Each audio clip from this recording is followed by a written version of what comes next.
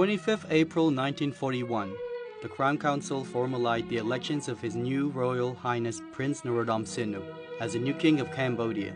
On 3rd May 1941, the ceremonies of investitures of His Majesty King Norodom Sihanouk took place, following the rites of the Cambodian court. The actual coronation ceremony were held on 28th and 29th of October 1941. Cambodians warmly welcomed their new king because of his youth, as they considered it a good omen to have a king aged only 19 years. Above all, the new king conveyed the impressions of renovations and the symbols of change. On 31st May 1946, His Majesty promulgated an electoral law, allowing the elections by universal and direct suffrage of a consultative assembly charged to study a draft constitutions. Elections were held in peaceful atmosphere in September 1946, and the new constitutions of the Kingdom of Cambodia was promulgated on 6 May 1947. Cambodia's first constitution was inspired by the elaborate scheme of the provisional governments of the French Republic. It contained the principal and necessary stipulations to make the constitutional monarchy a democratic institution.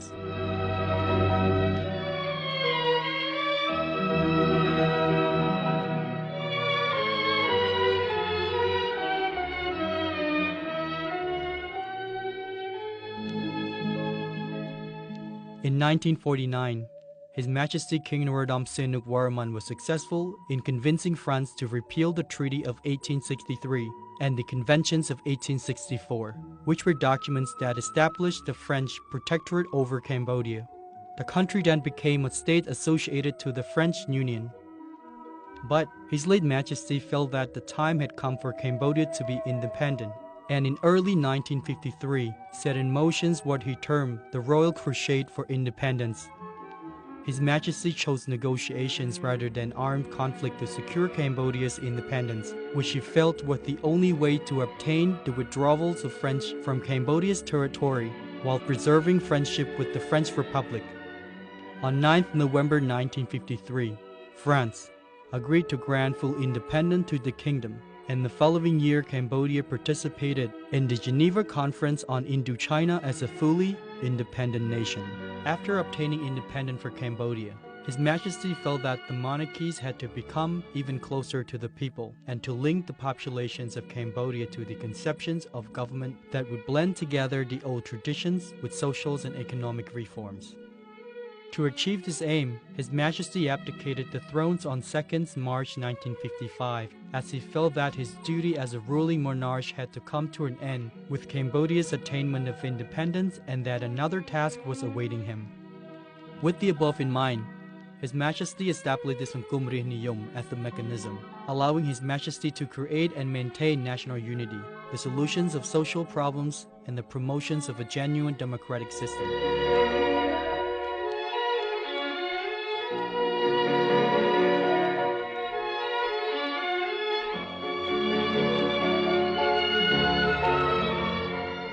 In February 1955, prior to his abdications, His Majesty visited India, where he discussed non-alignment and neutrality with Indian Prime Minister Jawaharlal Nehru. And in April 1955, at the first Afro-Asian Summit Conference in Bandung, he announced Cambodia's intentions to follow a policy of neutrality in her international relations. His Majesty explained in an article written for the U.S. magazine Foreign Affairs that neutrality has been imposed on Cambodia by necessity.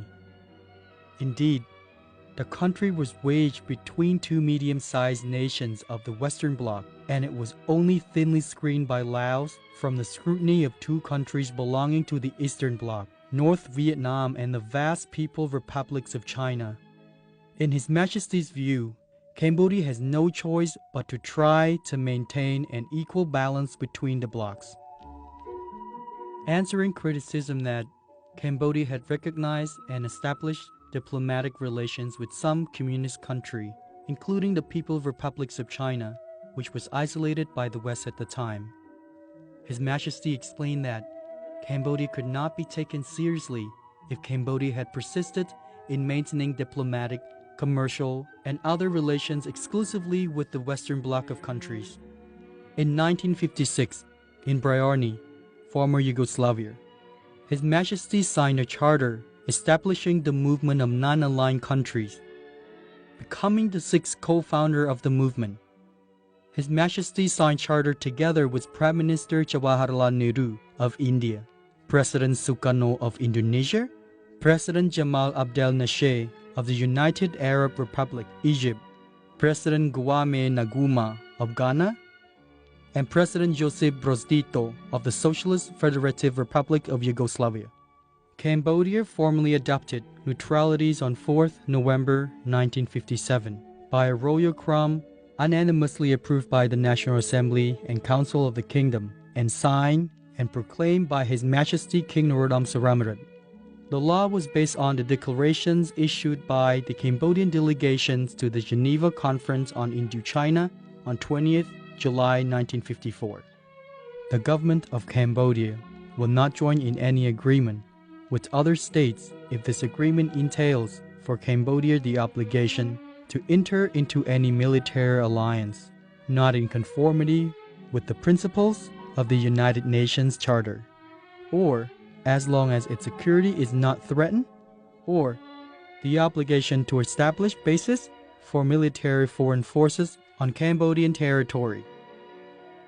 During the period which elapses between the date of the cessations of hostilities in Vietnam and that of the final settlement of the political problems in that country, the government of Cambodia will not solicit foreign aid in material, in personnel, or in instructors in the interest of the effective defense of its territory.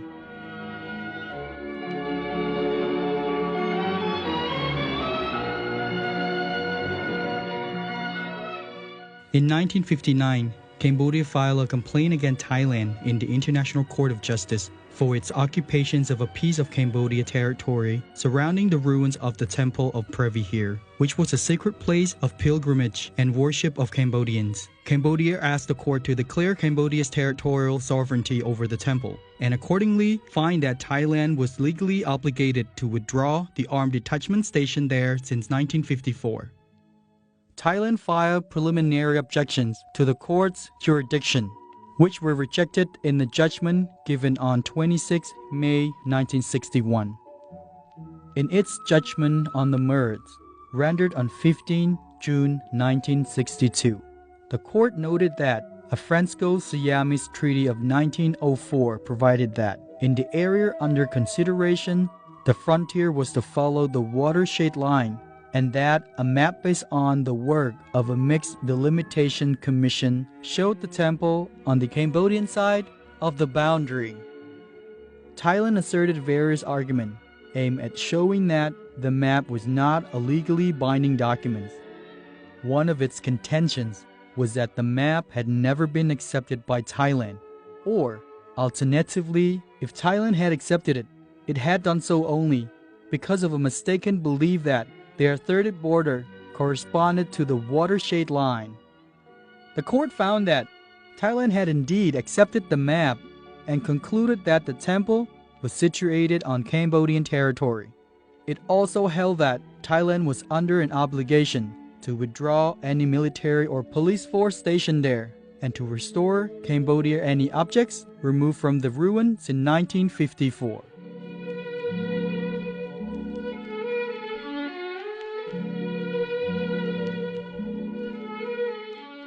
In March 1970, His Majesty visited the Soviet Union to request his Russian host to use their influence with the North Vietnamese to seize their infiltrations of several provinces of Cambodia.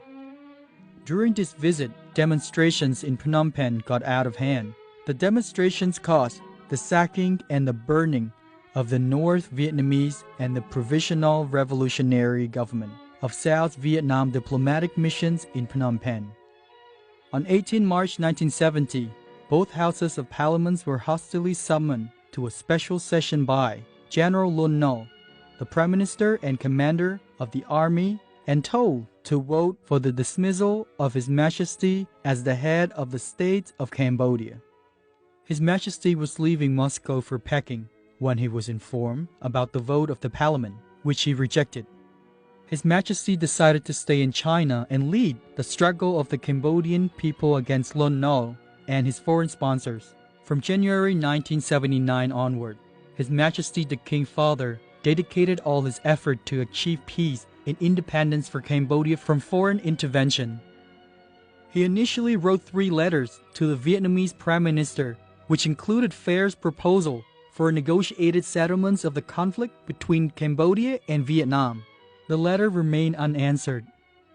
In March 1981, His Majesty found Phon Simpech, which provided him with a platform to continue political and diplomatic actions.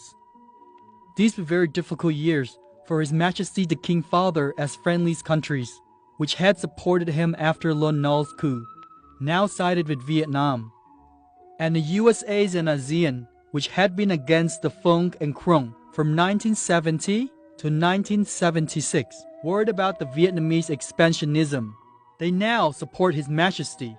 His Majesty never changed his aims, which were free elections under the international supervision, the disarming of all Cambodian factions, and the establishment of an international peacekeeping force in Cambodia.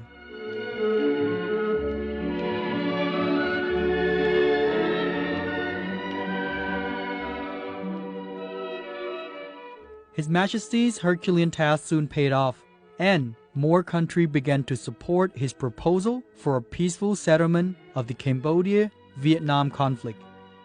In July 1986, China agreed to the proposed formation of a quadripartite government in Cambodia. This led His Majesty to initiate discussion with His Excellency Prime Minister Hun Sen of the People's Republic of Cambodia in December 1987. In July 1988, His Majesty was invited to the White House, and he received full support from the President Ronald Reagan of the USA.